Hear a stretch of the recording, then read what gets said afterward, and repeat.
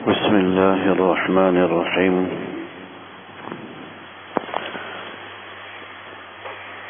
گزشتہ 27ویں تراویح کے اندر اللہ جل شانہ نے 30ویں پارے کی تلاوت کی توفیق عطا فرمائی۔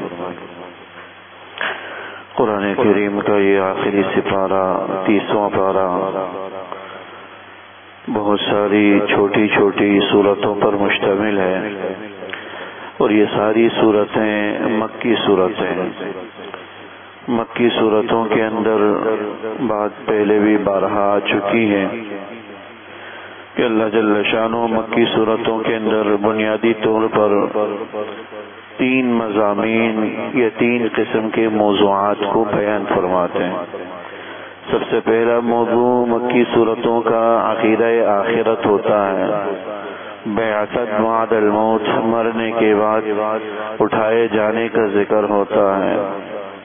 اور دوسرا بنیادی موضوع مکی صورتوں کا اللہ جل شانہ کی توحید، اللہ جل شانہ کے وجود اور اللہ جل شانہ کے اثبات پر دلائل کا ہوتا ہے۔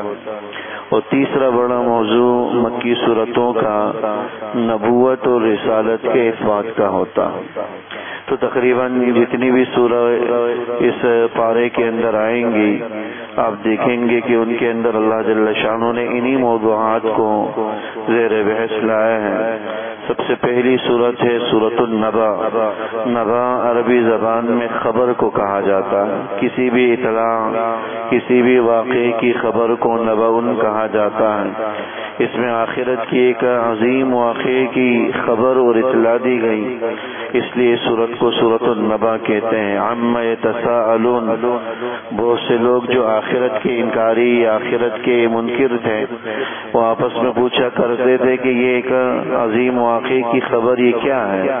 اللہ جل شانہ نے انہی کی ان باتوں کو یہاں پر بیان فرمایا کہ عما یتساءلون، کہ لوگ آپس میں ایک دوسرے سے پوچھتے ہیں عن النبأ العظیم، ایک بڑی عظیم خبر کے حوالے سے جس میں یہ لوگ آپس میں اختلاف کر رہے ہیں۔ اللہ جل شانہ نے سب سے پہلی ہی آیات کے اندر قیامت کے قیام کا یا بعثت بعد الموت کو بیان فرمایا۔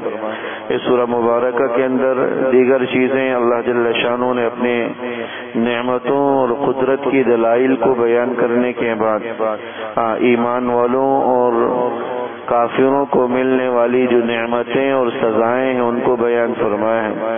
الم نجعل الارض مہادا، کیا ہم نے زمین کو بچھونا نہیں بنایا؟ والجبال اوتادا، پہاڑوں کو میخوں کی شکل میں زمین پہ گاڑا نہیں؟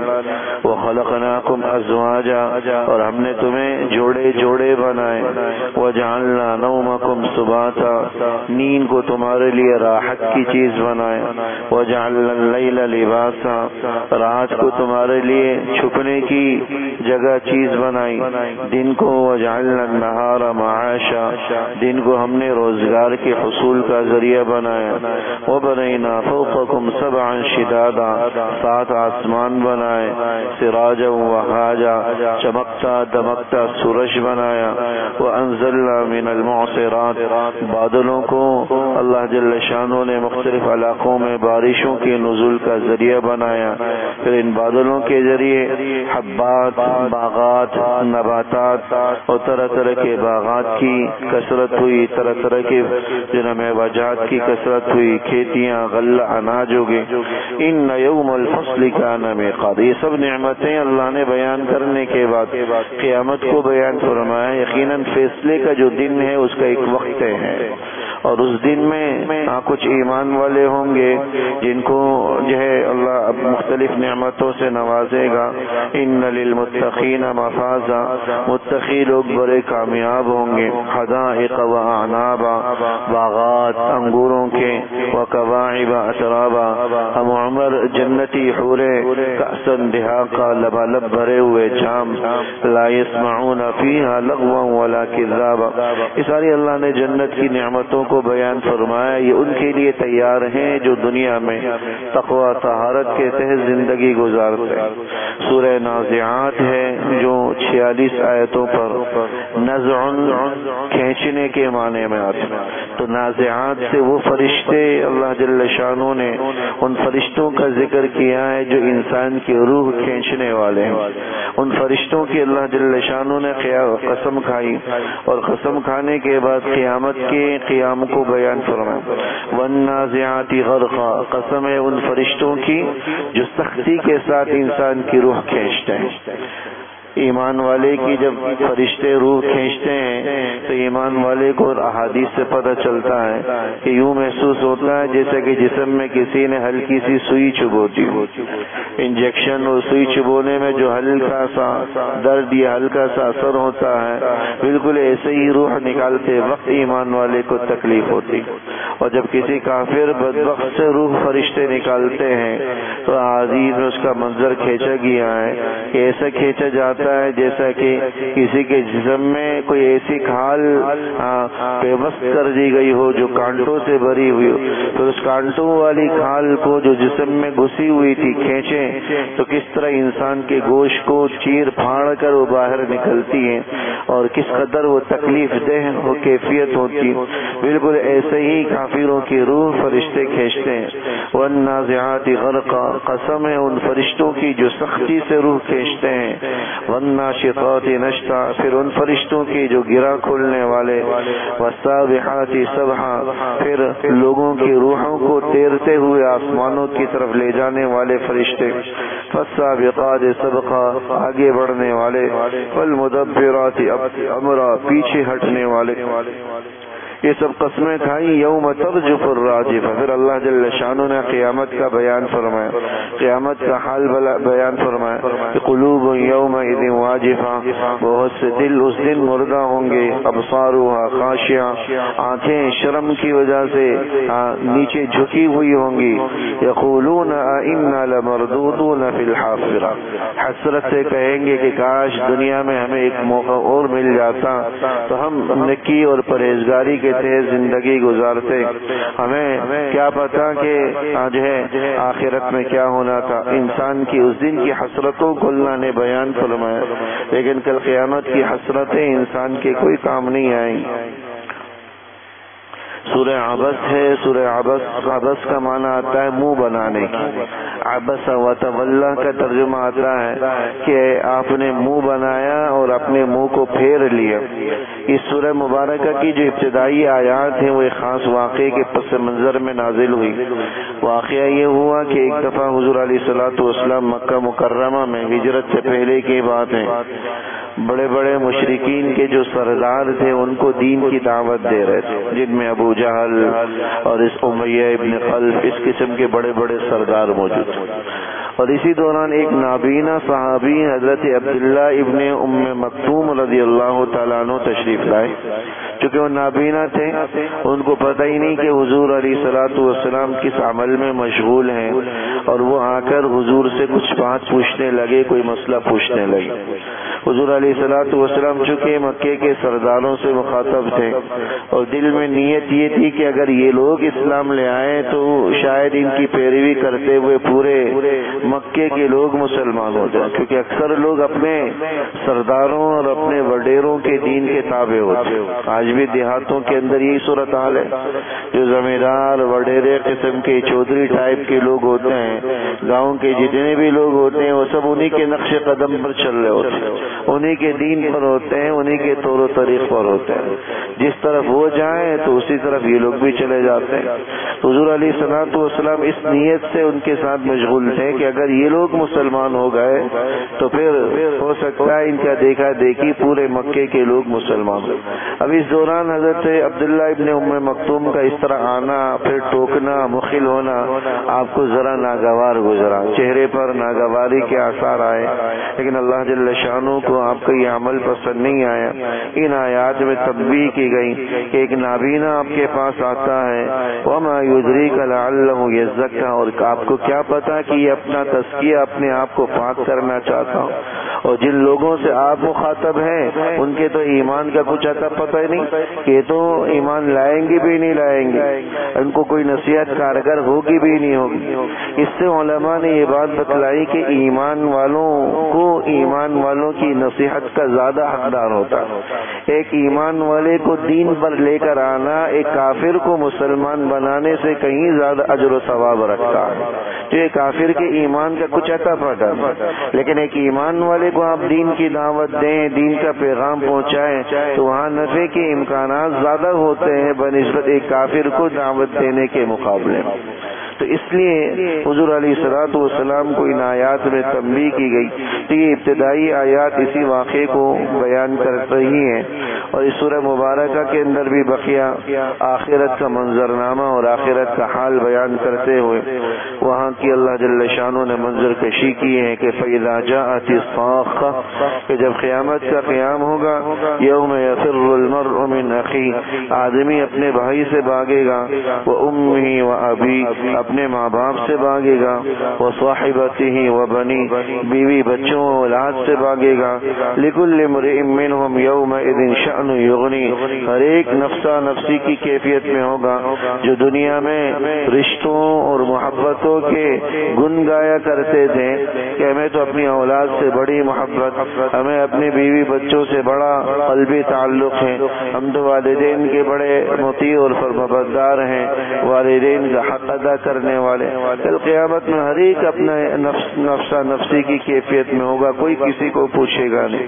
تو اس وقت وَأَلَّيْسَ لِلْإِنسَانِ إِلَّا مَا سَعَى، اس دن وہی کام آئے گا جو انسان نے دنیا میں کمایا ہوگا، کسی دوسرے کا عمل اس کے کام نہیں آئے گا، وہی انسان کے عمل کام آئے گا جو دنیا میں اس نے خود کمایا ہو۔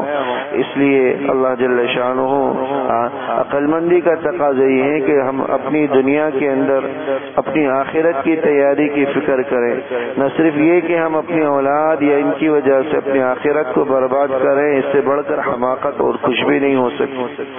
سورہ تکویر اس پارے کے اندر ہے، تکبیر کا معنی آتا ہے لپیٹ دینے کے۔ اس سورہ مبارکہ کے اندر بھی اللہ جل شانہ نے قیامت کے ہولناک منظر کو بیان فرمایا، اذا الشمس کورت، کہ جب قیامت کا قیام ہوگا تو اس سورج کو لپیٹ دیا جائے گا۔ لپیٹ دینے کا مطلب یہ سب بے نور ہو جائے گا، سب تمام برباد ہو جائے گا۔ وَإِذَا النُّجُومُ انْكَدَرَتْ، اور یہ جو بڑے بڑے ستارے سیارے یہ ٹوٹ ٹوٹ کر گریں گے۔ وَإِذَا الْجِبَالُ سُيِّرَتْ، اور یہ مضبوط پہاڑ جو میخوں کی شکل میں زمین پر پیوست ہیں یہ اپنی جگہ سے ہلنے لگ جائیں گے، روئی کے گالوں کی طرح اڑنے لگ جائیں گے۔ وَإِذَا الْعِشَارُ عُطِّلَتْ، 10 ماہ کی گابن اونٹنیاں آزاد پھر رہی ہوں گی، کسی کو ان کی فکر نہیں ہوگی کہ اتنا بڑا خزانہ جو ہے نا وہ گھوم رہا ہے، آزاد پھر رہا ہے، کسی کو اس کی فکر نہیں ہوگی۔ وَإِذَا الْوُحُوشُ حُشِرَتْ وَإِذَا الْبِحَارُ سُجِّرَتْ، یہ ساری چیزیں بیان کرنے کے بعد اللہ جل شانہ نے وَإِذَا الْجَحِيمُ سُعِرَتْ، جہنم کو دہکایا جائے گا۔ وَإِذَا الْجَنَّةُ أُزْلِفَتْ، جنت کو قریب کیا جائے گا۔ عَلِمَتْ نَفْسٌ مَا أَحْضَرَتْ، اس وقت ہر آدمی کو اپنے کیے کا پتہ چل جائے گا جو دنیا میں اس نے کیا۔ یہ اللہ جل شانہ نے آخرت کا منظرنامہ اس سورت کے آغاز میں بیان کیا، اور اس سورت کی اختتامی آیات کے اندر حضور نبی اکرم صلی اللہ علیہ وسلم کا دفاع کیا، قرآن کریم کی حقانیت کو بیان کیا۔ انہ لقول رسول کریم، کہ کسی انسان کا بھیجا ہوا کلام نہیں ہے، یہ تو ایک ایسے رسول کا کلام ہے جو اللہ کے نزدیک بڑا مکرم ہے، بڑا معزز ہے۔ ذی قوت عند ذی العرش مکین، وہ قوت والا ہے اور اللہ کے نزدیک اس کا بڑا مقام اور مرتبہ ہے۔ مطاع، فرمانبردار، امانت دار۔ وما صاحبکم بمجنون، اور یہ جو اللہ کے پیغمبر ہیں تمہارے پاس یہ کوئی مجنون دیوانہ نہیں جیسا کہ مشرکین کہا کرتے تھے۔ وما هو بقول شیطان الرجیم، اور اس کے زبان سے نکلنے والے بول کسی شیطان کسی جن کے ساختہ نہیں ہے، یہ تو اللہ کا کلام ہے۔ وما هو علی الغیب، یہ حضور علیہ الصلوۃ والسلام کا دفاع، قرآن کا دفاع اس سورہ مبارکہ کے اندر ہے۔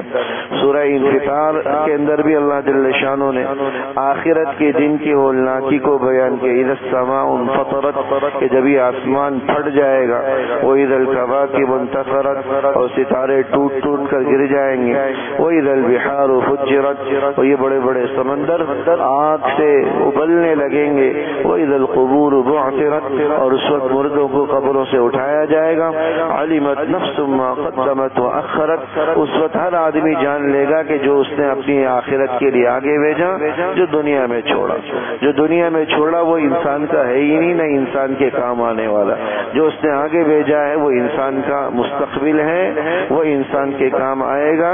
اگر اس نے کچھ اچھا بھیجا ہے تو انشاءاللہ تعالی وہ آخرت میں اس کے لیے ذریعہ بنے گا نجات کا، جنت میں داخلے کا، اور اگر اللہ معاف کرے کچھ اچھا نہیں بھیجا تو اس کے لیے نہ ختم ہونے والی سزائیں اس کا منتظر ہوں۔ یا ایھا الانسان، اللہ جل شانہ نے انسان سے شکوہ کی ہے سورت کے اندر، یا ایھا الانسان، اے انسان، ما غرک بربک الکریم، تجھے اتنے بڑے کریم ذات سے کس چیز نے دھوکے میں ڈالا، کس وجہ سے تو دھوکے میں مبتلا ہو کر اپنی آخرت سے غافل ہوا اور اپنے رب کی ملاقات کو تو نے فراموش کر دیا۔ اللہ جل شانہ نے اس سورہ مبارکہ کے اندر بھی جنتیوں اور جہنمیوں دونوں قسم کے طبقات کو بیان فرمایا۔ ان الابرار لفی نعیم، کہ نیکوکار نعمتوں میں ہوں گے، وان الفجار لفی جحیم، فاسق و فاجر جہنم کے عذابات میں ہوں گے۔ اگلی سورہ مبارکہ سورہ مطففین ہے، تطفیف، اس کو سورہ تطفیف بھی کہتے ہیں۔ تطفیف کا معنی آتا ہے ناپ تول میں ڈنڈی مارنا، ناپ تول میں کمی کرنا۔ اس سورہ مبارکہ کے اندر اللہ جل شانہ نے ان لوگوں کے لیے وعید بیان کی جو ناپ تول میں ڈنڈی مارتے ہیں، کہ جب کسی چیز سے کسی سے کوئی چیز خریدنی ہو تو زیادہ مقدار میں لینے کی کوشش کریں گے، کسی کو بیچنا ہو تو ہلکا کر کے بیچیں گے تاکہ جو کم مقدار میں اس کے پاس جائے۔ ویل للمطففین، ہلاکت اور بربادی ہو ان لوگوں کے لیے جو ناپ تول میں ڈنڈی مارتے۔ اچھا، تطفیف کا تعلق یہ ایک دفعہ پہلے بھی میں واضح کر چکا ہوں، تطفیف یا ناپ تول میں ڈنڈی مارنے کا تعلق صرف دکانداری یا کاروبار کے ساتھ نہیں، اس عمل کا تعلق انسان کی سارے اعمال کے ساتھ، یہاں تک کہ نماز کے اندر بھی تطفیف یعنی ڈنڈی مارنے کا عمل پایا جاتا ہے۔ حضور نے فرمایا تھا کہ آپ علیہ الصلوۃ والسلام نے کہ بدترین چور وہ ہے جو نماز میں بھی ڈنڈی مارے، اور نماز میں ڈنڈی مارنا کیا ہے کہ اس کے رکوع اور سجدے کو صحیح طریقے سے ادا نہ کرے، کہ جلد بازی سے رکوع کیا، جلد بازی کے ساتھ سجدہ کیا، نہ اپنے رکعان کے اندر اس نے خود کو اعتدال کے ساتھ رکھا کہ باقاعدہ اہتمام سے رکوع ہو، باقاعدہ اہتمام سے قیام ہو، باقاعدہ اہتمام سے جلسہ ہو، سجدہ ہو، اور جو ہے دیگر ارکان کا اہتمام کے ساتھ ادائیگی ہو۔ یہ عمل اگر ان میں ہم نماز کے اندر بھی ہم جلد بازی کر رہے ہیں تو گویا کہ اس پہ بھی تطفیف کا پہلو پایا جاتا ہے، اور اس آیت کے اندر ویل للمطففین میں یہ لوگ بھی داخل، اپنی ملازمتوں میں ڈنڈی مارنا، اوقات کار ہیں، صبح 8 بجے سے یا 9 بجے سے 5 بجے تک ان اوقات کار کو پورا نہ دینا، یہ بھی تطفیف کا عمل ہے۔ کہ جو ملازمت کا دورانیہ ہے پورا دیے بغیر تنخواہیں پوری وصول کر لینا، یہ بھی تطفیف میں داخل ہے۔ ایسے بھی عمل کو شرعاً جو حرام اور ناجائز کہا گیا ہے، جتنا وقت دیا اس کے بقدر تو تنخواہ، مشاہرہ، اجرت، سیلری لینے کی اجازت، لیکن زائد وقت کی تنخواہ لینا شرعاً جائز۔ اللہ معاف کرے، ہمارے سرکاری ملازمین کا کوئی پرسان حال نہیں ہوتا، وہ مشکل پورے دورانیے کے اندر 1 گھنٹہ 2 گھنٹہ 3 گھنٹہ جائیں گے، بقیہ سارا وقت جو ہے نا ان کا ایسے ہی نکل جاتا ہے، اور بہت سے لوگ تو اپنی جگہ دوسرے لوگوں کو بیچ کر حاضریاں لگوا کر تنخواہیں پوری وصول کر رہے ہوتے ہیں، تو یہ بھی حرام ہی کے زمرے میں داخل ہے۔ تو حرام کی شکل صرف سود ہی نہیں ہے، یا بینک کی ملازمت ہی نہیں ہے، یہ بھی حرام کی مختلف صورتیں ہیں جو ہماری رائج ہیں اور لوگ اس کو حرام سمجھے بغیر اس کا استعمال کر رہے ہوتے ہیں۔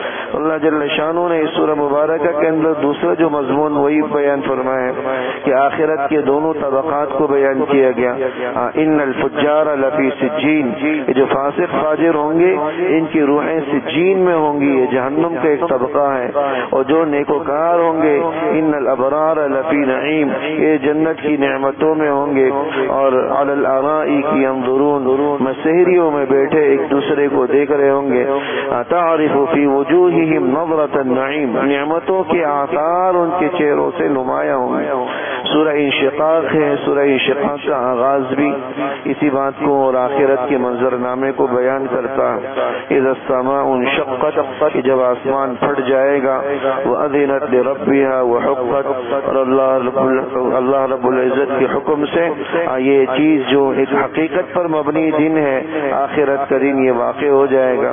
وَإِذَا الْأَرْضُ مُدَّتْ، اور زمین کو کھینچ کر ربڑ کی طرح کھینچ دیا جائے گا۔ وَأَلْقَتْ مَا فِيهَا وَتَخَلَّتْ، زمین جو کچھ اس کے اندر ہے وہ سارا باہر اگل دے گی۔ یا ایھا الانسان انک کادح الی ربک قدحا فملاقی، فرمایا کہ انسان کی محنتیں دنیا کے اندر مختلف ہوتی ہیں، کوئی اچھی محنت کرتا ہے، ایسے لوگوں کو اعمال نامہ داہنے ہاتھ میں دیا جائے گا۔ کچھ کی محنتیں بیکار ہوتی ہیں، اپنی نفسانی اغراض پر مبنی ہوتی ہیں، ایسے لوگوں کو اعمال نامہ بائیں ہاتھ میں دیا جائے گا، الٹے ہاتھ میں دیا جائے گا، تو افسوس اور ندامت کا اظہار کرے گا اور کہے گا کہ کاش کہ مجھے اعمال نامہ دیا ہی نہ ہوتا۔ یہ آخرت کا منظرنامہ ہے جو اللہ جل شانہ نے اس سورت کے اندر بیان فرمایا۔ سورہ بروج ہے، بروج کا معنی منزلوں اور راستوں کے آتے ہیں۔ والسماء ذات البروج، اور قسم ہے برجوں والے راستوں والے آسمان کی۔ برج سے مراد وہ راستے ہیں جو اللہ جل شانہ نے آسمانوں میں چاند، سورج اور دیگر اجرام فلکیہ کے لیے طے کیے ہیں۔ اس صورت کے اندر جو واقعہ خصوصیت کے ساتھ بیان کیا گیا وہ اصحاب الاخدود کا واقعہ ہے، خندق والوں کا واقعہ۔ یہ حضور علیہ الصلوۃ والسلام کی نبوت یا بعثت سے 70 سال قبل کا واقعہ ہے، یمن کا، کہ وہاں ایک بادشاہ ذو نواس کے نام سے گزرا جو مشرک اور بت پرست تھا۔ اس زمانے میں جتنے ایمان والے تھے وہ ان کو طرح طرح کی سزائیں دیتا تھا۔ اللہ جل شانہ نے وہاں کے لوگوں کو ایک نوجوان کے طفیل جو مسلمان ہو چکا تھا چھپ کر، اس کے طفیل وہاں کے لوگوں کو ایمان کی توفیق دی، ایمان نصیب فرمایا۔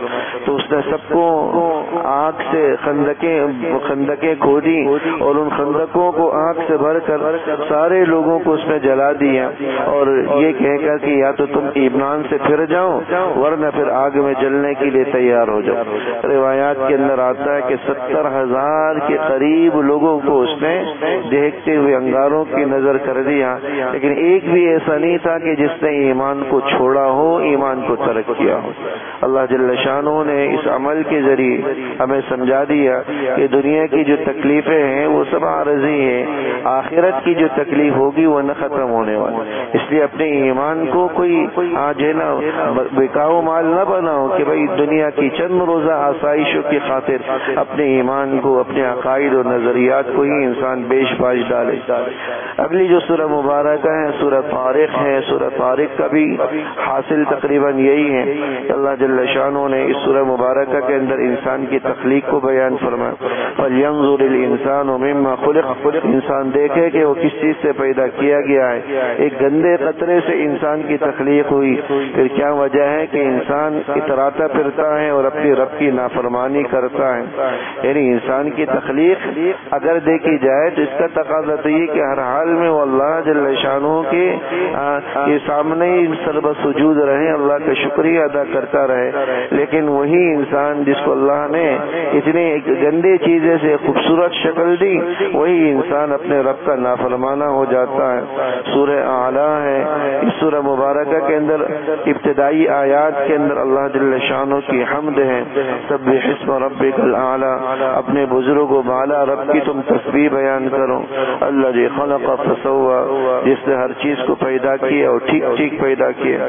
اس صورت کے اندر بھی اللہ جل شانہ نے انسان سے شکوہ کیا کہ بل تؤثرون الحیات الدنیا، کہ تم دنیاوی زندگی کو ترجیح دیتے ہو، والآخرۃ خیر وابقى، حالانکہ آخرت تمہارے لیے بہترین بھی ہے اور وہ ایسی زندگی ہے جو نہ ختم ہونے والی ہے۔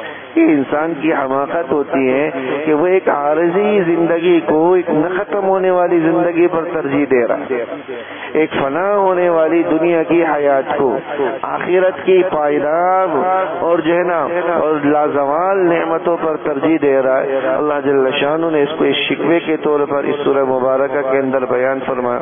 سورہ غاشیہ ہے، سورہ غاشیہ یہ بھی قیامت کے ناموں میں سے ایک نام ہے، اس کے اندر بھی اللہ جل شانہ نے آخرت ہی کا ذکر فرمایا۔ هل اتاک حدیث الغاشیہ، غاشیہ کا لفظی ترجمہ آتا ہے ڈھانپنے والی، ہر چیز کو گھیرنے والی۔ وہ کہ قیامت کا دن ایسا ہوگا جو ہر چیز کو ڈھانپ کر رکھ دے گا، ہر چیز اس کے احاطے میں آ جائے گی، کوئی ایسا نہیں ہوگا کہ جو اس دن کی تباہ کاریوں سے اور اس دن کی ہولناکیوں سے خود کو بچا سکے، الا یہ کہ جس نے دنیا کے اندر اپنے رب کو راضی کیا ہو، اللہ اس دن کی تباہ کاریوں سے اس کی حفاظت فرمائے گا۔ وجوہ یومئذ خاشعہ، بہت سے چہرے ان پر جو ہے نا ذلت اور رسوائی چھائی بھی ہوگی، تصلی نارا حامیہ، دیکھتی ہوئی آگ میں ان کو داخل کر دیا جائے گا۔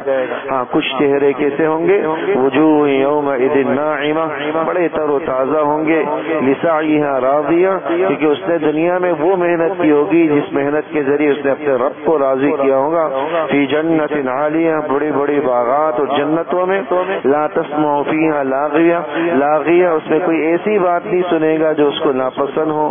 فیہا عین جاریہ، بہتے ہوئے چشمے، بڑی بڑی اونچی اونچی مسیریاں، طرح طرح کی نعمتیں اللہ جل شانہ نے وہاں ایمان والوں کے لیے تیار کر رکھی ہیں۔ سورہ فجر ہے، سورہ فجر کا حاصل بھی تقریباً یہی ہے۔ اللہ جل شانہ نے آخرت کا بھی حال بیان فرمائے اور انسان کے بھی اللہ جل شانہ نے انسان کا ذکر بھی ایک شکوے کے انداز میں کیا کہ فَأَمَّا الْإِنسَانُ إِذَا مَا ابْتَلَاهُ رَبُّهُ فَأَكْرَمَهُ وَنَعَمَهُ، یہ انسان بڑا عجیب ہے کہ جب اللہ ذرا سا اس کو آزماتا ہے، کسی مشقت میں ڈالتا ہے، إِذَا مَا ابْتَلَاهُ رَبُّهُ فَأَكْرَمَهُ وَنَعَمَهُ، بلکہ اللہ جب دنیا بھی اس کو نعمتیں دیتا ہے تو فَيَقُولُ رَبِّي أَكْرَمَنِ، تو کہتا ہے کہ میرے رب نے بڑا میرا اکرام کیا۔ اور جب اللہ کی طرف سے ذرا سی آزمائش یا ذرا سی کوئی ابتلا آتی ہے، فَيَقُولُ رَبِّي أَهَانَنِ، تو کہتا ہے میرے رب نے میری اہانت کی، مجھے ذلیل و رسوا کیا۔ حالانکہ جس اللہ نے اتنی ساری نعمتیں دی، اگر اس کی طرف سے ذرا سی تکلیف پہنچ جائے تو شرافت کا بھی تقاضا یہ ہے اور احسان کا بھی تقاضا یہ ہے کہ انسان صبر و شکر کے ساتھ اس کو برداشت کرے، کیونکہ دنیا کی زندگی تو یہ تکالیف سے بھری ہوئی، کوئی انسان ایسا نہیں ہے کہ جو ہر وقت مزے میں ہو اور اس کو کسی قسم کی تکلیف یا پریشانی کا سامنا نہ کرنا پڑے۔ اور یہ بات ہمیں سمجھ لینی چاہیے کہ دنیا کی جتنی بھی تکلیفیں ہیں وہ عارضی اور ختم ہونے والی ہیں۔ انسان دنیا کے جس مرحلے میں جس حالت میں بھی ہو وہ اس کے لیے ایمان والے کے لیے نفع بخش ہوتی۔ اگر اللہ کی طرف سے آسانیاں ہیں تو اس موقع پر وہ شکر کا دامن نہ چھوڑے، اس پر بھی اللہ کی طرف سے اجر، اور اللہ کی طرف سے کچھ آزمائش یا پریشانی آئی ہے صبر کو اپنے پاس رکھے، صبر کا دامن نہ چھوڑے، تب بھی اللہ کی معیت، اللہ کی مدد اس کے شامل حال ہوگی۔ یہ دونوں چیزیں اللہ جل شانہ نے سورہ مبارکہ کے اندر بیان فرمائی۔ سورہ بلد ہے، سورہ بلد کے اندر یا سورہ بلد کا جو موضوع ہے وہ انسان کی مختلف مساعی اور انسان کی مختلف کوششوں کو اللہ نے بیان فرمایا کہ لقد خلقنا الانسان فی کبد، کہ ہم نے انسان کو بڑی مشقت میں پیدا کیا۔ مشقت میں پیدا کرنے کا مطلب کہ انسان کو اس دنیا کے اندر پیدا کیا ہی مشقت کی غرض۔ اس دنیا میں طرح طرح کی مشقتیں اس کا مقدر ہے، نمازوں میں، عبادات میں، روزوں میں، تسبیح تلاوت تلاوت میں ہر چیز کے اندر مشقت ہے۔ بعض روایات کے اندر آیا کہ اللہ جل شانہ نے حضرت جبریل علیہ السلام سے کہا کہ تم ذرا جاؤ اور جنت کا مشاہدہ کر کے آؤ۔ جب حضرت جبریل نے جنت کا مشاہدہ کیا تو دیکھا کہ وہ جنت پوری مشقتوں اور تکلیفوں سے ڈھکی ہوئی ہے، پریشانیوں سے ڈھکی ہوئی ہے۔ اس کے آغاز میں یا اس تک پہنچنے کے لیے کئی طرح کی پریشانیاں، تکلیفیں منہ کھولے ہوئے منتظر۔ حضرت جبریل آ کر کہنے لگے کہ اللہ یہ تو ایسی پریشانیوں سے ڈھکی ہوئی ہے کہ مجھے نہیں لگتا کہ کوئی اس طرف جانے کی کوشش کرے۔ پھر اللہ جل شانہ نے فرمایا کہ اچھا ذرا جہنم کو دیکھ کر آؤ۔ تو جب جہنم کو دیکھا تو دیکھا کہ وہ طرح طرح کی آسائشوں سے، طرح طرح کی نعمتوں سے، طرح طرح کی راحتوں سے ڈھکی وہ ہے کہ اس تک پہنچنے کے لیے مزے ہی مزے ہیں، اس تک پہنچنے کے لیے آسانیاں ہی آسانیاں ہیں، اس تک پہنچنے کے لیے لذتیں ہی لذتیں ہیں۔ تو حضرت جبریل کہنے لگے کہ اللہ مجھے تو اس کو دیکھ کر لگتا ہے کہ کوئی بھی آدمی اس سے بچ نہیں پائے گا۔ تو اس لیے جنت کا راستہ تکالیف سے ہٹا ہوا ہے، پریشانیوں سے ہٹا ہوا ہے۔ جو اس دنیا کے اندر تکالیف مشقتوں کو سہنے گا، آگے کی منزل اس کے لیے بڑی آسان، بڑی کشادہ، بڑی راحتوں والی، بڑی نعمتوں والی ہوگی جو جنت کی صورتوں میں ہوگی۔ اور جہنم کا جو راستہ وہ لذتوں سے گرا ہوا ہے۔ جو دنیا کے اندر لذتوں والی زندگی گزارے گا، من پسند زندگی گزارے گا، آگے نہ ختم ہونے والی تکلیفیں، شدائد، مصائب اس کا منتظر ہوں گی۔ اللہ جل شانہ نے انسان کی مشقتوں کو اللہ جل شانہ نے سورہ مبارکہ کے اندر بیان فرمایا۔ سورہ شمس ہے، سورہ شمس کا یہ حاصل تقریباً یہی ہے، والشمس وضحاها۔ اللہ جل شانہ نے سورج اور دن کی روشنی کی قسم کھائی، چاند کی قسم کھائی، دن کی قسم کھائی، رات کی قسم کھائی، والسماء وما بناها، آسمانوں کی، زمین کی، ونفس وما سواها، انسان کے نفس کی۔ اور یہ ساری قسمیں کھا کر اللہ جل شانہ نے یہ بات بیان کی کہ فَأَلْهَمَهَا فُجُورَهَا وَتَقْوَاهَا، ہم نے انسان کے اندر دونوں قسم کے مادے رکھے ہیں، دونوں قسم کے جذبات رکھے، کچھ اچھے بھی ہیں، کچھ برے بھی۔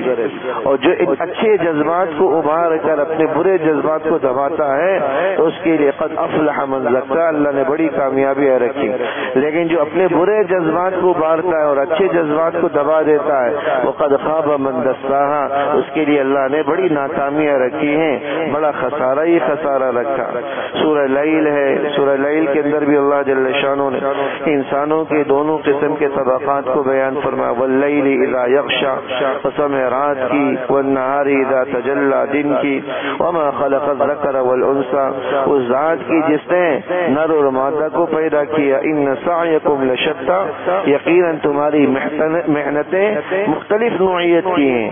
کچھ لوگ وہ ہوتے ہیں جو اپنی زندگیوں میں تقوی طہارت کو اختیار کرتے ہیں، فسنیسرہ لليسرى، اللہ کا وعدہ ہے کہ ہم اس کے لیے آسانیاں پیدا کریں گے۔ اور واما من بخل واستغنى، اور جو بخل سے کام لیتا ہے، وکذب بالحسنى، بھلی بات کو جھٹلاتا ہے، فسنیسرہ للعسرى، اللہ کا اس سے بھی وعدہ ہے کہ اللہ اس کے لیے تنگیوں کو آسان کر دے گا اور اس کے لیے تنگیاں ہی تنگیاں ہوں گی۔ اس سورت کی جو آخری آیات ہیں، روایات سے پتہ چلتا ہے وَسَيُجَنَّبُهُ الْأَتْقَى، کہ اللہ متقی آدمی کو یقیناً نجات دے گا۔ الَّذِي يُؤْتِي مَالَهُ يَتَزَكَّى، جو اپنے مال کو اللہ کے راستے میں دیتا ہے تاکہ خود کو پاک کر لے۔ وَمَا لِأَحَدٍ عِندَهُ مِن نِعْمَةٍ تُجْزَى، وہ اپنے مال کو خرچ کسی بدلے اور عوض میں نہیں کرتا۔ روایات سے آیا ہے کہ یہ آیات مبارکہ حضرت صدیق اکبر رضی اللہ تعالیٰ عنہ کے حوالے سے نازل ہوئی۔ حضرت صدیق اکبر رضی اللہ تعالیٰ عنہ کا معمول تھا کہ جو کوئی غلام باندی مسلمان ہو جاتا، اگر جو کتنا ہی کمزور کیوں نہ ہو تو اس کو خرید کر آزاد کر دیتا۔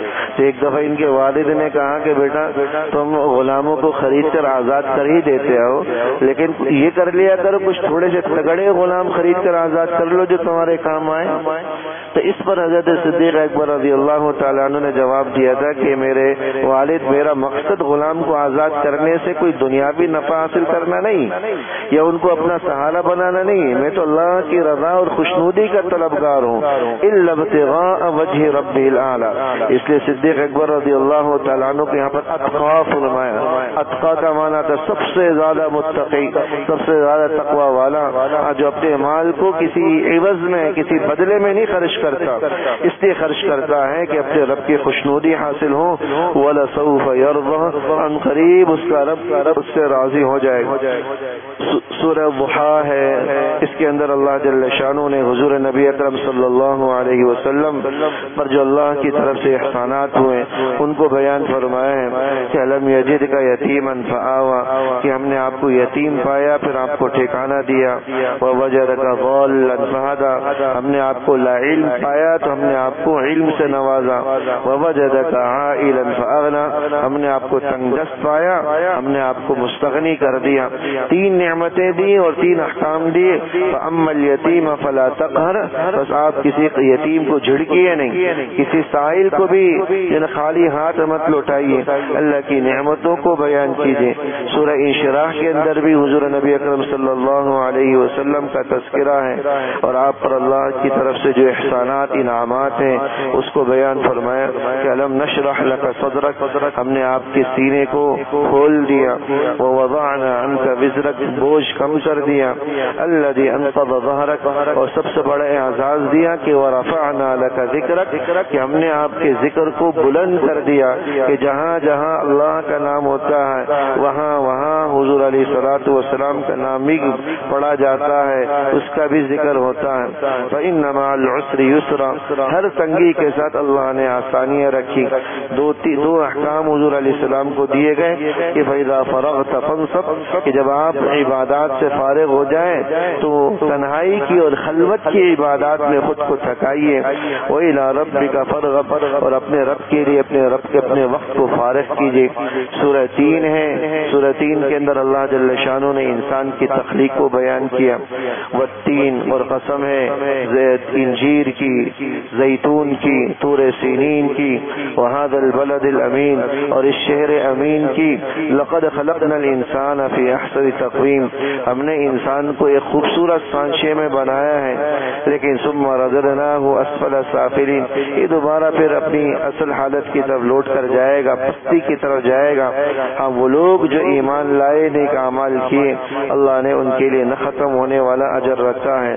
سورہ علق ہے، اس سورت کی ابتدائی 5 آیتیں یہ سب سے پہلی وحی کا درجہ رکھتی ہے۔ سب سے پہلی جو وحی حضور علیہ السلام پر آئی وہ سورہ علق کی ابتدائی 5 آیتیں تھی۔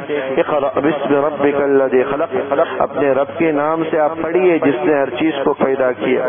خلق الانسان من علق، جمے ہوئے خون سے انسان کی تخلیق کی۔ اقرأ، آپ پڑھتے جائیے، آپ کا رب بڑا کرم والا ہے۔ الذی علم بالقلم، جس نے قلم کے ذریعے تعلیم دی۔ علم الانسان ما لم يعلم، انسان کو ان چیزوں کی تعلیم دی جس کا انسان کو علم نہیں تھا۔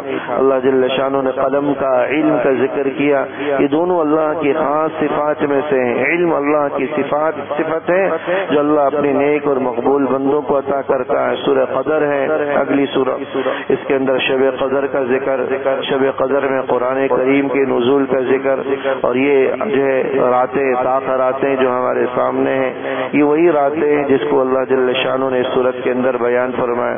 اس کے اندر شب قدر کا امکان، انا انزلناہ فی لیلۃ القدر، کہ ہم نے اس قرآن کو شب قدر میں نازل فرمایا۔ اور یہ شب قدر کون سی ہے؟ یہ خیر من الف شہر، فرمایا کہ 1000 مہینوں سے زیادہ بہتر، اور 1000 مہینوں کی مقدار علماء فرماتے ہیں کہ تقریباً 84 سال کے لگ بھگ بنتی ہے، 83 سال 4 ماہ کچھ اس کے قریب بنتے ہیں۔ بلکہ ایک رات کی عبادت پر اللہ 83-84 سال کی عبادت کا اجر و ثواب عطا فرماتا ہے۔ تقریباً تاخراتیں گزر چکی ہیں، ایک آخری تاخرات ہمارے پاس موجود ہے، اللہ جل شانہ اس کو بھی قیمتی بنانے کی توفیق عطا فرمائے۔ سورہ بینہ ہے، بینہ کا معنی واضح دلیل اور ثبوت کے آتے ہیں۔ اللہ جل شانہ نے اپنے نبی کو جو قرآن کی شکل میں ایک واضح دلیل اور ثبوت دیا تھا اس کا ذکر ہے، اور ایمان والوں کا اور جہنمیوں کا اس سورہ مبارکہ کے اندر ذکر فرمایا کہ ان الذین کفروا من اہل الکتاب والمشرکین، جو کافر ہیں جو مشرک ہیں، فی نار جہنم، وہ جہنم کی آگ میں ہوں گے۔ اور جبکہ ایمان والوں کے بارے میں فرمایا کہ یہ لوگ جنتوں، جنت کی نعمتوں میں ہوں گے، خالدین فیہا ابدا، اس میں ہمیشہ ہمیشہ رہیں گے۔ اللہ ان سے راضی ہوا، وہ اللہ سے راضی ہوئے۔ سورہ زلزال، زلزلہ کے معنی میں اس سورت کے اندر بھی اللہ جل شانہ نے قیامت قیامت کے ہولناک دن کو بیان فرمایا کہ جب زمین کو ہلایا جائے گا اور زمین اپنے اندر موجود سارے دفینے نکال دے گی, سارے خزانے باہر نکال دے گی. زمین کے اندر خزانوں کے انبار ہیں, اور جب خزانوں کے بڑے بڑے انبار انسان اس دن دیکھے گا قیامت والے دن, تو حسرت کرتے ہوئے کہے گا کہ یہی وہ مال تھا جس کی خاطر میں دنیا میں ایک دوسرے سے ہم لڑا کرتے تھے, دنیا میں قتل و غارت گری کی ہم فضا قائم کرتے تھے, لیکن اس وقت کی حسرتیں انسان کے کام نہیں ہیں. اس صورت کے اندر اللہ جل شانہ نے یہ بات بھی بیان فرمائی کہ اس دنیا میں انسان جو بھی عمل کرے, چھوٹا ہو بڑا ہو, کل قیامت کے دن اس کا بدلہ اس کو ضرور بھی ضرور ملے. ہر چھوٹے سے چھوٹا عمل, فمن یعمل مثقال ذرۃ, ایک ذرے کے برابر بھی جو عمل کیا ہوگا, اچھا عمل کیا ہوگا اس کا بھی بدلہ پائے, برا عمل کیا ہوگا اس کا بھی بدلہ پائے گا. سورہ عادیات ہے, اس سورہ عادیات کے اندر اللہ جل شانہ نے مجاہدین کے گھوڑوں کی قسم کھا کر انسان کے ناشکرے پن کو بیان کیا. اور گھوڑوں کی قسم اس لیے کھائی کہ گھوڑا انسان کا سب سے وفادار جانور ہوتا, جو اپنے مالک کی ذرا سے گھاس پھوس کے دینے پر اتنا خوش ہوتا ہے کہ جنگ کے میدانوں میں اپنے سینے کو آگے رکھتا ہے, لیکن اپنے پیٹھ پر سوار اپنے مالک کی حفاظت کرتا. وہ وفاداری کا ثبوت ذرا سے گھاس کے تنکوں کی وجہ سے دیتا. لیکن انسان ہے جو سر تا پا اللہ کی نعمتوں میں ڈوبا ہوا ہے, یہ اس گھوڑے سے بھی زیادہ ناشکرا ہے, جو اپنے رب کی نعمتیں کھا کھا کر بھی اللہ کی اور اپنے رب کی نعمتوں سے لطف اندوز ہو کر بھی اس کی ناشکری کر رہا ہوتا ہے, اس کے سامنے سر بسجود نہیں ہوتا. اللہ نے شکوے کے انداز میں ان الانسان لربہ لکنوت فرمایا کہ انسان اپنے رب کا کتنا ناشکرا ہے. سورہ قارعہ ہے, اس کے اندر بھی اللہ جل شانہ نے آخرت کے حال کو بیان فرمایا. قارعہ کا معنی آتا ہے وہ آواز جو کھڑکھڑاہٹ پیدا کرے.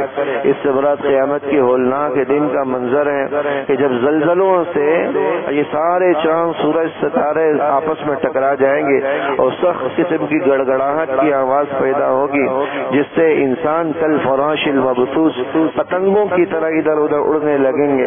وتکون الجبال کالعہن المنفوش, بڑے بڑے پہاڑ روئی کے گالوں کی طرح اڑنے لگیں گے. سورہ تکاثر کے اندر انسان کی غفلت بھری زندگی کو اللہ نے بیان کیا کہ الہاکم التکاثر, کہ انسانوں کو ایک دوسرے سے آگے بڑھنے نے غفلت میں ڈال دیا, اور اس ایک دوسرے سے آگے بڑھنے میں اتنا مست رہتا ہے حتی زرتم المقابر, یہاں تک کہ انسان اپنے قبر تک پہنچ جاتا ہے. دیکھیں نا, انسان اپنا مستقبل بنانے کے لیے اپنی جوانی کو لگاتا ہے, اپنے بڑھاپے کو بھی اسی کی نظر کر دیتا ہے, اور بالآخر جو ہے نا وہ قبر کا ہو کر رہ جاتا ہے. اللہ جل شانہ نے اگلی سورہ کے اندر والعصر, اس کے اندر بھی انسان کا خسارے میں ہونا بیان فرمایا کہ سارے کے سارے انسان خسارے میں ہیں. الا الذین آمنوا وعملوا الصالحات, مگر وہ لوگ جو ایمان لائے, نیک اعمال کیے اور ایک دوسرے کو حق اور اچھی بات کی تلقین کی, صبر کی وصیت کی, یہ خسارے سے بچے ہوئے. حضرت امام شافعی رحمہ اللہ فرماتے تھے یہ سورہ عصر ہے تو ایک چھوٹی سی سورہ مبارکہ, لیکن جو آدمی اس سورہ مبارکہ کے اندر ہی غور کر لے تو آدمی کو ہدایت کے لیے ایک ہی صورت کافی ہو سکتی ہے. سورہ ہمزہ ہے, اس کے اندر اللہ جل شانہ نے انسان کی 3 بری خصلتوں کو بیان فرمایا. ویل لکل ہمزۃ لمزہ, ہمزہ کا معنی ہے عیب لگانے والا, جس کو ہم کہتے ہیں پیٹھ پیچھے غیبت کرنے والا, اور لمزہ کا معنی ہے تانے دینے والا, کسی پر تانے کسنا, اس کو تانے دینا, برا بلا کہنا. اور تیسری انسان کی بری خصلت بیان کی کہ الذی جمع مالا وعددا, کہ انسان مال کو جمع کر کے رکھتا اور گن گن کر رکھتا. یحسب ان مالہ اخلدا, انسان سمجھتا ہے کہ اس کا یہ مال اس کے پاس ہمیشہ رہے گا. کلا, یہ مال کبھی بھی اس کے پاس ہمیشہ نہیں رہے گا, بلکہ جو مال انسان دنیا میں جمع کر کے رکھتا ہے کل قیامت والے دن اسی کے ذریعے اس کو عذاب دیا جائے گا.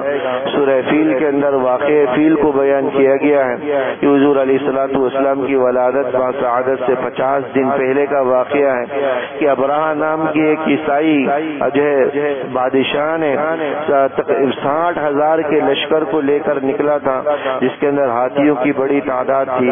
اس کی نیت کعبے کو گرانے کی تھی, لیکن اللہ جل شانہ نے چھوٹے چھوٹے پرندوں کے ذریعے اس کے پورے لشکر کو تباہ و برباد کیا. سورہ قریش ہے, اس سورت کے اندر اللہ جل شانہ نے قریش مکے پر جو نعمتیں کی تھی اس کو بیان بیان فرمایا ہے۔ سورہ ماعون ہے، ماعون کے اندر اللہ جل شانہ نے انسان کی چند بری خصلتوں کو بیان کیا۔ ماعون کا معنی آتا ہے چھوٹی چھوٹی چیزوں کو بھی دینے سے انکار کر دے۔ اللہ جل شانہ نے ان انسانوں کا ذکر فرمایا ہے کہ اگر کوئی آدمی کسی سے کوئی معمولی چیز مانگ لے، جیسے کہ عموماً گھر کی خواتین دوسرے گھروں سے مانگتی ہیں، کبھی نمک مانگ لیا، کبھی ماچس مانگ لی، کبھی چینی مانگ لی، کبھی کوئی چیز، بہت سے ایسے ہوتے ہیں کہ ان چیزوں کے دینے سے بھی انکاری ہو جاتے۔ اللہ نے اس بری خصلت کو یہاں پر بیان کیا کہ یہ وہ لوگ ہیں جو اللہ کو سخت ناپسندیدہ ہیں۔ ایسے لوگوں کے لیے ویل کا لفظ استعمال کیا کہ ان کے لیے بھی ہلاکت اور بربادی ہو۔ جو لوگ جو ہے اپنی نمازوں میں غافل ہیں، دکھلاوا کرتے ہیں اور چھوٹی چھوٹی چیزوں کو بھی لوگوں کے دینے سے انکاری ہو جاتے ہیں۔ سورہ کوثر ہے، حوض کوثر کی طرف اشارہ ہے۔ اللہ کے نبی صلی اللہ علیہ وسلم کو حوض کوثر کی صورت میں جو اعزاز و اکرام دیا گیا اس کا بیان ہے۔ فصل لربک وانحر ان شانئک هو الابتر۔ حضور نبی اکرم صلی اللہ علیہ وسلم کی نسل کے تا حیات تا قیامت رہنے کو اللہ جل شانہ نے بیان فرمایا۔ سورہ کافرون ہے، سورہ کافرون کے اندر اللہ جل شانہ نے اپنے نبی کو حکم دیا کہ آپ کافروں کے بدعقیدگی سے، کافروں کے غلط عقائد سے برات کا اعلان کیجیے۔ علماء نے فرمایا کہ اس سورہ مبارکہ کا 4 مرتبہ پڑھنا ایک قرآن کے بقدر اجر رکھتا ہے۔ سورہ نصر ہے، اس کے اندر اللہ جل شانہ نے حضور نبی اکرم صلی اللہ علیہ وسلم کی بعثت کو بیان کرتے ہوئے فرمایا کہ وَرَأَيْتَ النَّاسَ يَدْخُلُونَ فِي دِينِ اللَّهِ أَفْوَاجًا، کہ آپ نے دیکھا کہ لوگ جوخ در جوخ دین میں داخل ہو رہے ہیں۔ اور حضور علیہ الصلوۃ والسلام کو اس سورہ مبارکہ کے ذریعے پیغام دیا گیا کہ آپ کی دنیا میں آنے کا مقصد پورا ہو چکا۔ بعض روایات کے اندر آتا ہے کہ جب یہ سورت نازل ہوئی تو حضرت صدیق اکبر رضی اللہ تعالیٰ عنہ رونے لگے۔ حالانکہ سورت کے اندر جو ہے ابتدا کے اندر ہی اللہ نے فتح کی خوشخبری سنائی، اذا جاء نصر اللہ، جب اللہ کی مدد آ گئی اور فتح ایمان والوں کو حاصل ہوئی تو سارے حضرات صحابہ تو خوش ہوئے، لیکن حضرت صدیق اکبر رضی اللہ تعالیٰ عنہ رونے لگے۔ کسی نے پوچھا تھی تو خوش ہونے والی آیت ہے، اللہ تو فتح کی خوشخبری دے رہا ہے اور آپ رو رہے ہیں؟ تو فرمایا کہ میں اس لیے رو رہا ہوں کہ اس کے اندر بتلا دیا کہ حضور کے اب دنیا میں کام جو مقصد تھا وہ پورا ہو چکا، اب جانے کا وقت آ چکا ہے، کیونکہ نبی کا جب اپنا مقصد پورا ہو جاتا ہے تو دنیا میں مزید ان کو مہلت نہیں ملتی۔ اس لیے میں اس کی وجہ سے اس غم میں رو رہا ہوں۔ سورہ لہب ہے، اس کے اندر ابو لہب اور اس کی بیوی کے انجام کو اللہ جل شانہ نے بیان کیا۔ ابو لہب اگرچہ حضور کا سگا چچا تھا، لیکن اسلام کا حضور کا سخت جانی دشمن، اور خود اس کی بیوی ام جمیل وہ بھی کسی سے کم نہیں تھی۔ اللہ جل شانہ نے ان دونوں کے برے انجام کو بیان فرمایا۔ سورہ اخلاص ہے، جس کے اندر اللہ کی توحید کو بیان کیا گیا۔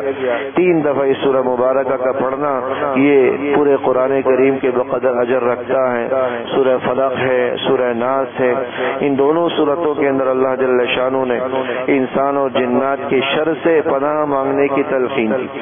ان دونوں سورتوں کا صبح شام پڑھنے کا معمول یہ نظر بد نظری سے، نظر بد سے، جادو حسد ٹونے سے، ان چیزوں سے حفاظت کی خاص یہ صورتیں حضور علیہ الصلوۃ والسلام کے معمولات میں سے تھا۔ رات کو سوتے وقت ان 2 صورتوں کو پڑھ کر اپنے ہاتھوں پر دم کرتے اور پھر پورے بدن پر ان صورتوں کو پڑھ کر اور اس ہاتھ کو ملا کرتے تھے۔ اس لیے ان دونوں صورتوں کا پڑھنا جنات، شیاطین، اس قسم کے وساوس اور اس قسم کے برے خیالات اور حاسدوں کے حسد سے، جادو ٹونا کرنے والوں سے کے جادو ٹونے سے حفاظت کے لیے خاص اثر رکھتی ہیں۔ اور یہ نازل بھی اسی موقع پر ہوئی جب حضور علیہ الصلوۃ والسلام کو ایک یہودی عورت نے جادو کیا تھا، اور اس جادو کے اثر کی وجہ سے حضور فرماتے تھے کہ مجھے ایسا لگتا تھا کہ جیسے میں ہر وقت بخار کی کیفیت میں ہوں۔ اور وہ جادو بھی اس خاتون نے، اس عورت نے ایسے کیا تھا کہ حضور کی داڑھی کی یا سر کے چند بال اس نے لے لیے اور ایک کنگھی کے اندر اس نے جادو کیا اور اس کو ایک اندھے کنویں کے اندر جو خالی کنواں تھا اس میں ڈال دیا تھا، اور اس اثر کی وجہ سے ہر وقت آپ تکلیف میں ہوتے تھے، پریشانی میں، ایسا لگتا تھا جیسے کوئی تپ رہا ہو بخار۔ تو اللہ جل شانہ نے اپنے نبی کی دستگیری کی، یہ آیات نازل ہوئی۔ روایات کے اندر آتا ہے کہ کل یہ 11 آیتیں ہیں، اور اس عورت نے اس کنگھی کے اندر 11 گٹھانے باندھی تھی جس میں اس نے منتر پھونک کر مارا۔ حضور علیہ الصلوۃ والسلام ایک ایک گٹھان کو کھولتے تھے اور یہ آیت پڑھتے تھے، یہاں تک کہ جب وہ ساری گٹھانیں کھل گئی تو روایات کے اندر آتا حضور نے فرمایا کہ مجھے ایسا محسوس ہوا جیسا کہ میں ابھی بیڑیوں سے آزاد ہوا، بیڑیوں میں جکڑا ہوا تھا، بندھا ہوا تھا، ان گٹھانوں کے کھلنے سے مجھے لگا کہ میں آزاد ہوں۔ تو جادو ٹونا یہ اپنی جگہ برحق ہے، اس پہ تو کوئی شک نہیں ہے، یہ روحانی اسباب ہیں، حفاظت کے آلات ہیں۔ اللہ جل شانہ ان کے جو ہے اختیار کرنے کی ہمیں توفیق نصیب فرمائے، اللہ عمل کی توفیق عطا فرمائے۔ دورانیہ تھوڑا سا بڑھ جاتا ہے، ہمیں تو اگرچہ اس چیز کا احساس ہے کہ وقت بڑھ جاتا ہے، تھوڑا سا حضرت تھک بھی جاتے ہوں گے، لیکن صحیح بات تو یہی ہے کہ جب تک تھوڑا سا وضاحت کے ساتھ بیان نہ کیے جائے تو کوئی فائدہ اس کا باقی نہیں رہتا۔ اس لیے آدھا گھنٹہ 40 منٹ 45 منٹ کا دورانیہ ہونے کے باوجود بھی اب حضرات کا وقت لے لیا جاتا ہے۔ یہ جتنے بھی دروس ہوئے ہیں یا جتنے بھی بیانات بھی ہیں تو وہ بھی ریکارڈ کے طور پر محفوظ بھی ہیں، اور جو مسجد کا ایک چینل جو کچھ لڑکے چلا رہے ہوتے ہیں اس کے اندر وہ سارے جو ہے نا دروس چل رہے ہوتے ہیں۔ تاخراتوں کے بیانات بھی محفوظ ہیں، وہ سارے ریکارڈ شدہ ہیں۔ یوٹیوب کا ایک چینل درس قرآن و حدیث کے نام سے کچھ لڑکوں نے بنایا ہے، جو تاخراتوں میں بیانات ہو رہے ہیں وہ بھی لائیو چل رہے ہوتے ہیں۔ اس لیے اگر کوئی سننا چاہتا ہو ان بیانات کو، یا جتنے بھی ہماری مسجد کے اندر دروس ہو رہے ہیں، درس قرآن، درس حدیث، بیانات، وہ سب اس چینل کے اندر محفوظ۔ تو اگر کوئی سننا چاہتا ہے یا اپنے گھر کی خواتین کو تاخراتوں کے بیانات سنوانا چاہ رہا ہوتا ہے تو وہ سنوا سکتا ہے۔ تاخراتوں کے بیانات تو لائیو چل رہے ہوتے ہیں، وہ اندر سے ہی جو ہے نا ساتھی وہ کام کر رہے ہوتے ہیں، تو اپنے گھر کی خواتین اگر ہوں تو ان کو یہ بیانات سنوائے جا سکتے ہیں تاکہ کم سے کم تاخراتوں کے بیانات وہ سن سکیں، یا حدیث کا درس، قرآن کا درس ہے تو وہ بھی ان تک پہنچ سکتا ہے۔ کہ اللہ جل شانہ ان نوجوانوں کو اجر عظیم عطا فرمائے، ایک صدقہ جاریہ والا عمل ہے، اللہ ہم سب کے حق میں اس کو نافع بنائے، قبول بنائے۔ ربنا تقبل منا انك انت السميع العليم وتب علينا انك انت التواب الرحيم، وصلى الله تعالى على خير خلقه محمد وآله وصحبه اجمعين، آمين برحمتك يا رب۔